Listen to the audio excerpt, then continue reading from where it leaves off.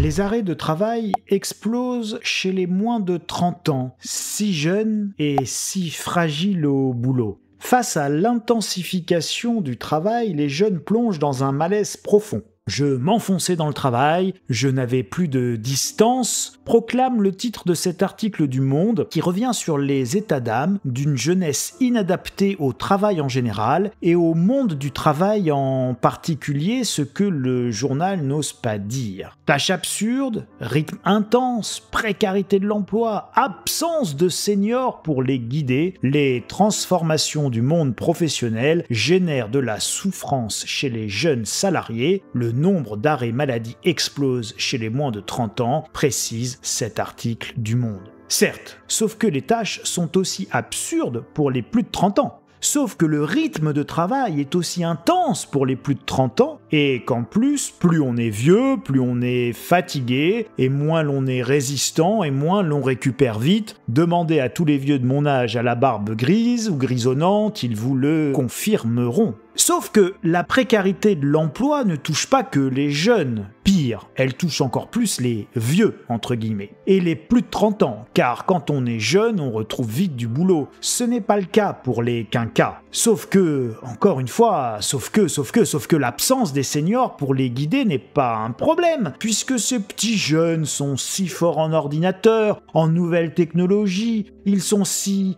agiles. Bref, plus besoin de vieux avec de telles compétences, hein. Et puis, nous les vieux, on ne comprend rien à la beauté de la chose. Vous savez, le bitcoin, les crypto-monnaies, c'est dire si nous sommes stupides, alors que les jeunes, eux, sont forcément gentils et brillants. Oh, je suis méchant, mais pas tant que ça. Voilà. Et malgré tout cela, ce sont chez les gentils petits jeunes que les arrêts maladie progressent. En réalité, nous avons une génération de tout mou. Une génération de tout mou, et j'ai évidemment une autre théorie issue de mes études personnelles et observationnelles.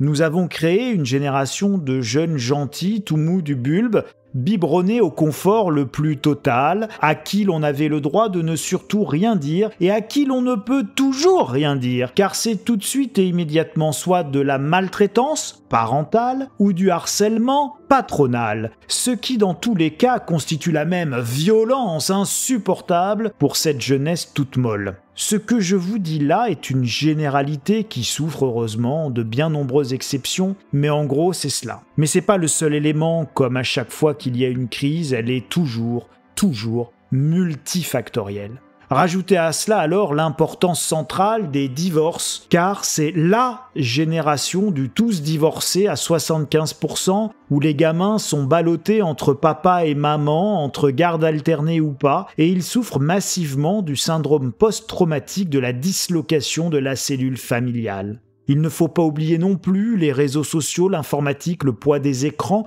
pour ces digital natives, vous savez, ces enfants nés avec le digital, des outils qui n'aident pas à l'effort puisque tout est à portée d'un clic. Enfin, n'omettons pas non plus les conséquences massives des drogues dites douces, qui ne sont pas douces mais au mieux lentes, et les drogues lentes font des tout mous, tant ils deviennent justement tout mous. Au pire, cela grille définitivement les neurones et l'on se retrouve avec des dépressifs bipolaires ou schizophrènes par centaines de milliers.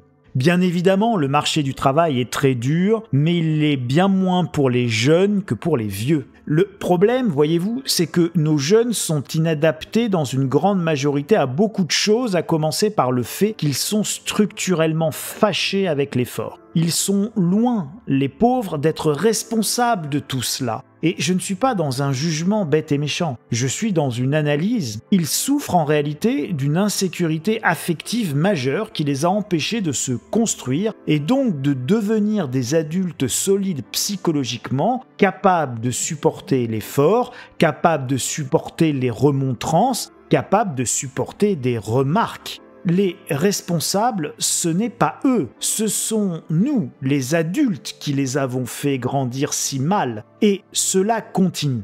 Cela est même de pire en pire. Génération après génération, nous détruisons de plus en plus nos enfants. Maintenant, nous les faisons même douter de leur genre et de leur identité. Accepter l'autre dans sa différence ne signifie pas adopter sa différence comme mode de fonctionnement général. Que croyez-vous que vous obtiendrez à part des gens fragiles, encore plus instables et encore plus mal structurés? Ce sera encore pire demain parce que chaque jour, nous faisons toujours pire.